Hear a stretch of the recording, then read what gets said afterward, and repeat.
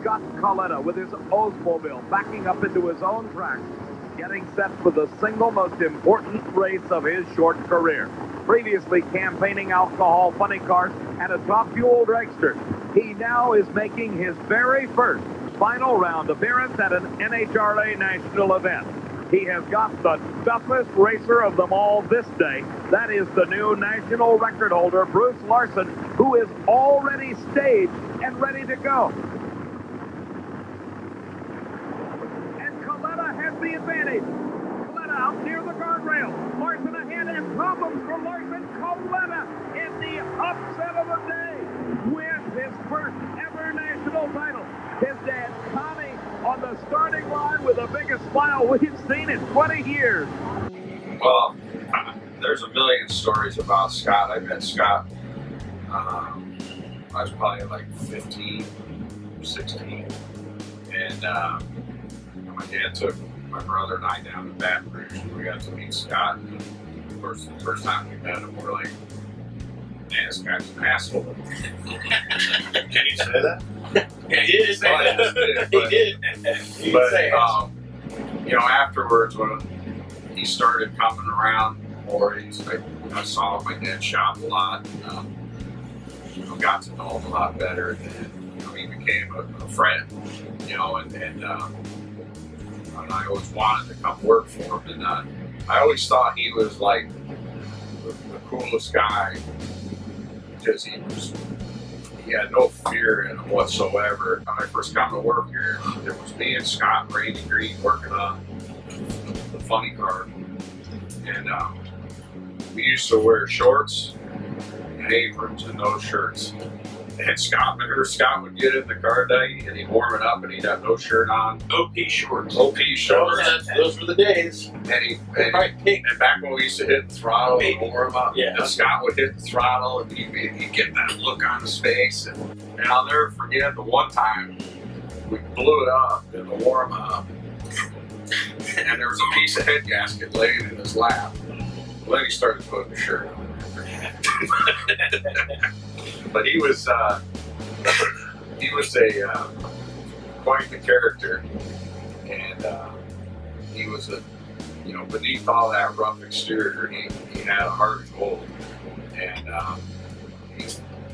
he just absolutely loved racing. But then when he and Kathy got married and they had the kids, he really became, and probably nobody ever thought this could happen, but like he became a good dad, a good husband, and all that. And you know, when you meet a guy like him and you get to win championships with him, it really stays close to your heart. And the biggest thing that we were able to do for me was come back over here.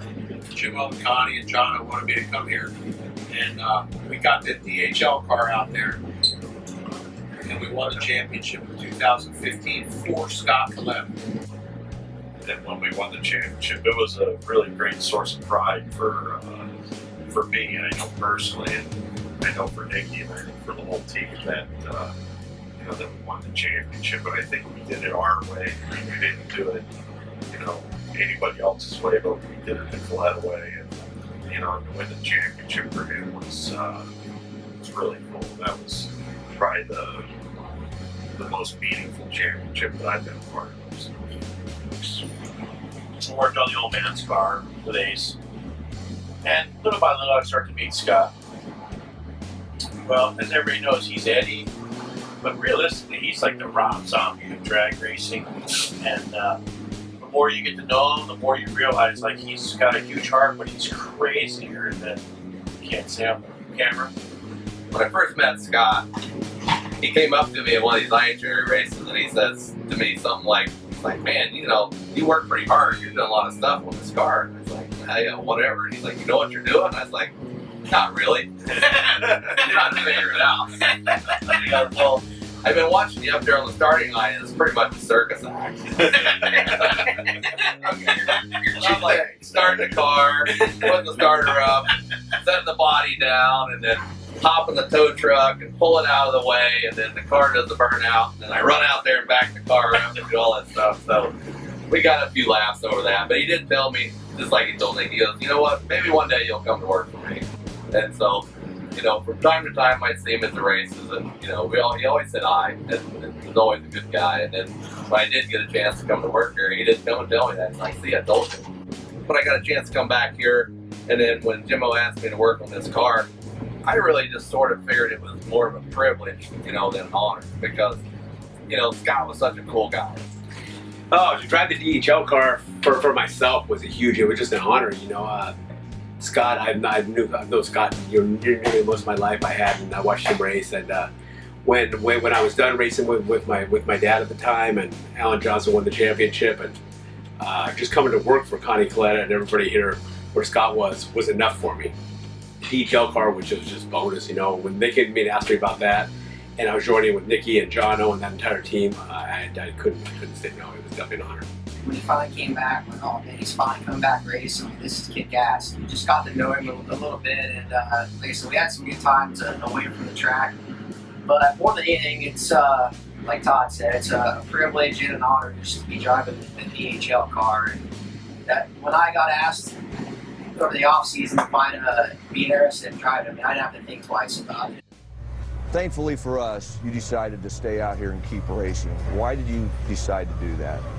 Well, it'd be something Scott would do. That's what he'd want.